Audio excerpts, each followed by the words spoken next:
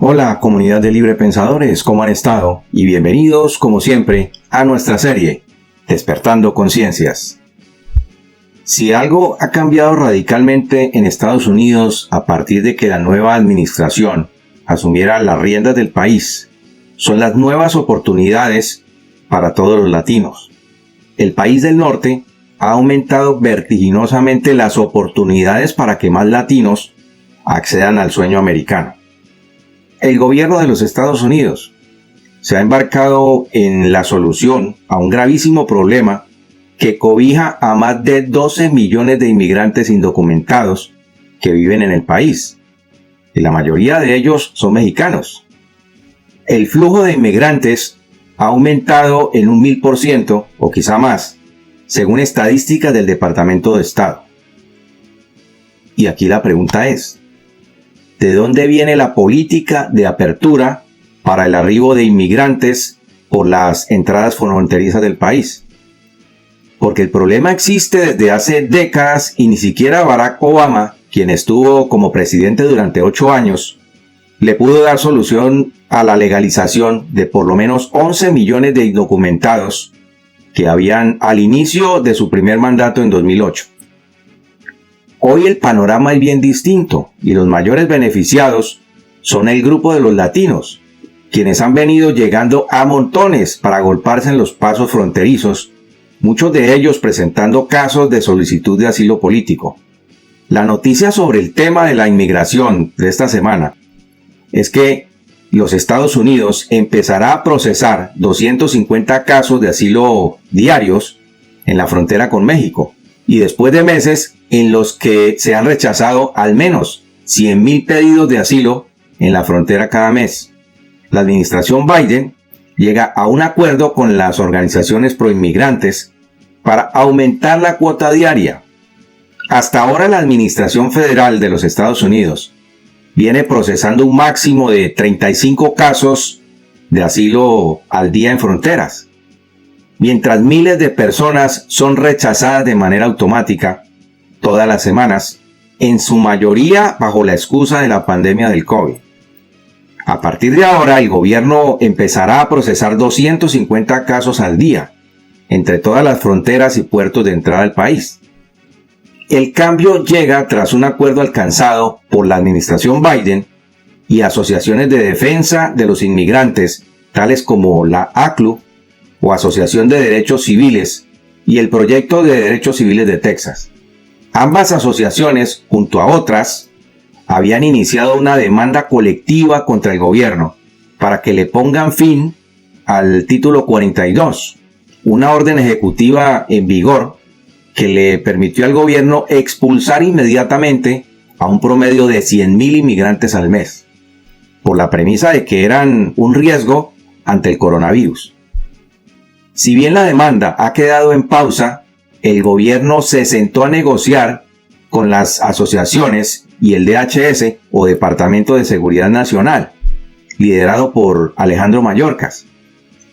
Como parte de esta negociación, ya se han procesado 2,000 casos de personas solicitando asilo. ¿A quiénes se les está permitiendo entrar? Son solamente migrantes en condición de extremo riesgo o vulnerabilidad. La mayor parte de los casos se dan en la frontera sur. A quienes están aceptando generalmente son personas con condiciones de salud que no se pueden tratar en México, así como mujeres embarazadas, víctimas de extorsiones, secuestros y familias de otros países que llevan mucho tiempo varados en México. Con esto se está acabando la política de esperar por una respuesta en México.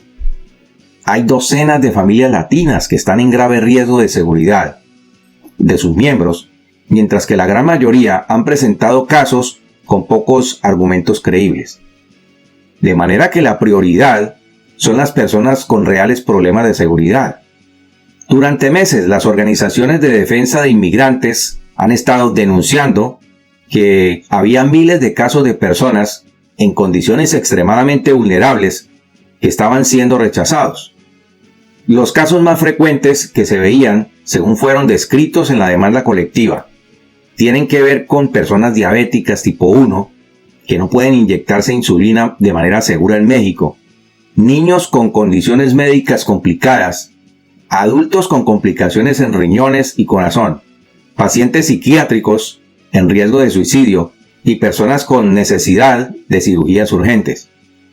¿Qué organizaciones están ayudando a los inmigrantes? Además de la ACLU y el Proyecto de Derechos Civiles de Texas, las Caridades Católicas de McAllen en Texas, la Casa del Migrante en Matamoros y la Alianza de Salud de los Refugiados en Tijuana han participado de la demanda y están colaborando para que se revisen casos de personas en riesgo que fueron rechazadas en la frontera. La nueva cuota de los 250 migrantes estará controlada por estas organizaciones con el liderazgo de la ACLU. Ahora, entrar bajo asilo en la frontera es un proceso legal. Durante décadas los Estados Unidos aceptó este tipo de casos que luego son procesados dentro del país para una aprobación definitiva. La administración Trump, sin cambio de la ley, modificó el modo de procesamiento, exigiendo que todo el trámite se hiciera desde el exterior y entraran al país una vez que tuvieran aprobación, lo que podía tomar muchos años. Bajo la consigna de que permitir el ingreso de más migrantes ponía en riesgo la salud de los estadounidenses, durante la pandemia, la administración Biden cambió el requisito de que los asilos se procesen en el exterior, pero ha rechazado casi la totalidad de los casos que llegan a la frontera hasta el momento. Este es el primer paso para que la situación cambie, para los miles de latinos que buscan una nueva oportunidad en los Estados Unidos. Con toda seguridad, esta cuota de 250 inmigrantes en busca de asilo irá aumentando en un futuro no muy lejano. Por otro lado, Jill Biden, la esposa del presidente norteamericano, dijo una frase que llenó de esperanza a un grupo de soñadores recién graduados. Estamos con ustedes, fueron las palabras de Jill Biden a soñadores recién graduados en un acto virtual que fue organizado por The Dream US, una organización que proporciona becas a los soñadores.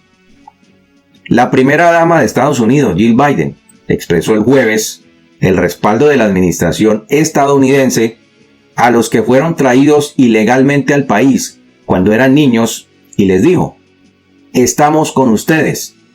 En un discurso en una ceremonia con un grupo de los llamados soñadores graduados de estudios universitarios, Biden dijo que se sentía inspirada por ellos, porque no solamente recibieron esa educación, sino porque lucharon por ella. Y es que francamente los llamados soñadores tienen el derecho a quedarse en los Estados Unidos, precisamente por haber llegado al país siendo niños.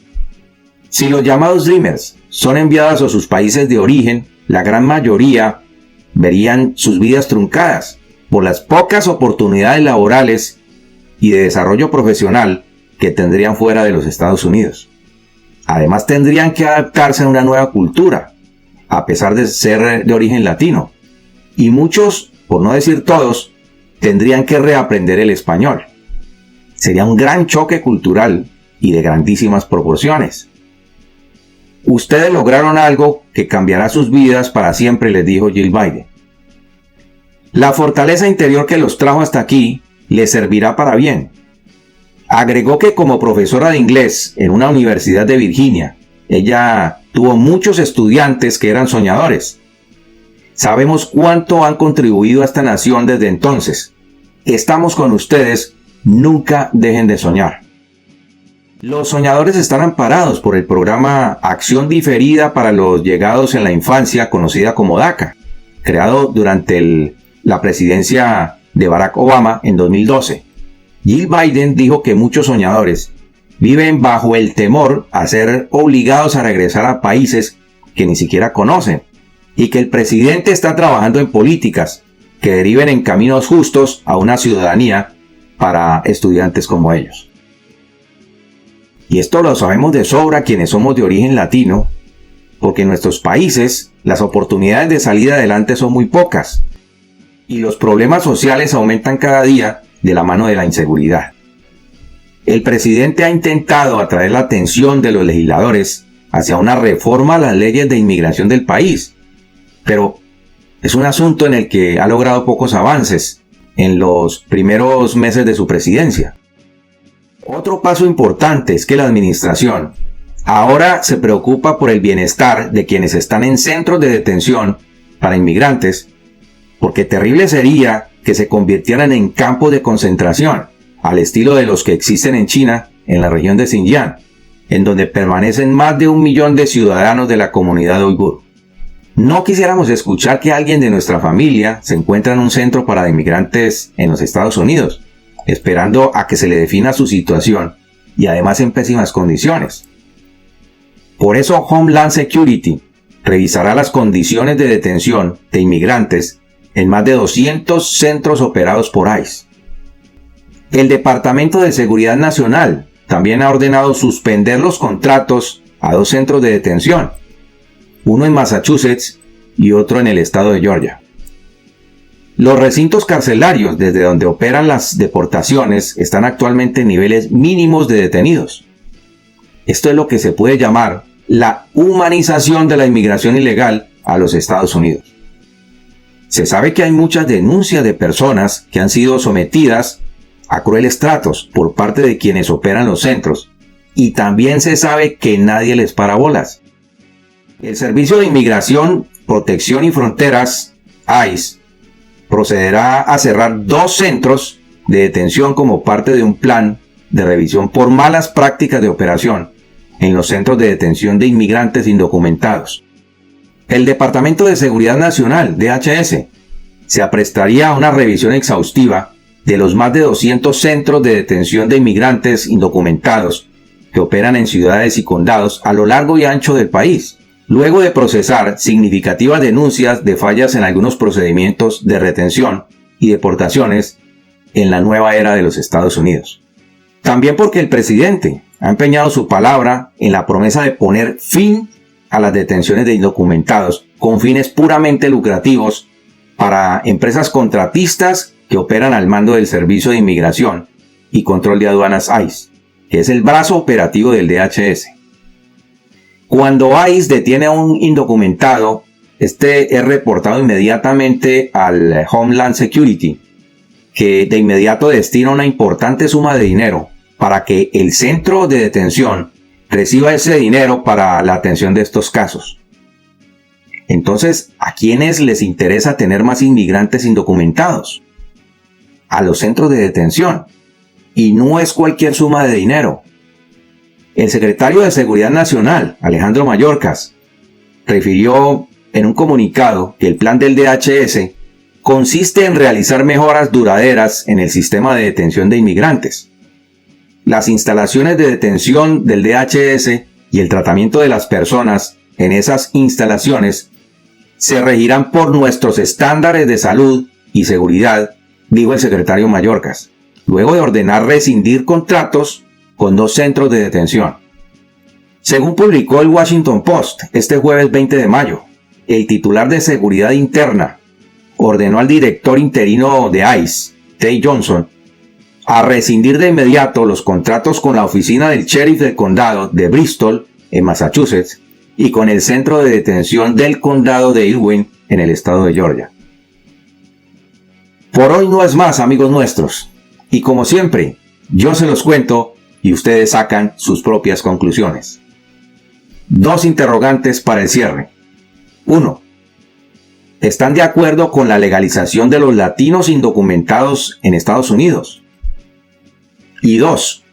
¿Debería aumentar el DHS la vigilancia sobre los centros de detención para inmigrantes? Envíennos por favor sus opiniones y comentarios sobre el programa de hoy. Nos quedamos como siempre, como de costumbre, a la espera de sus respuestas. Muchas gracias, comunidad de Libre Pensadores, por su compañía. Tenemos una cita en nuestro próximo informe.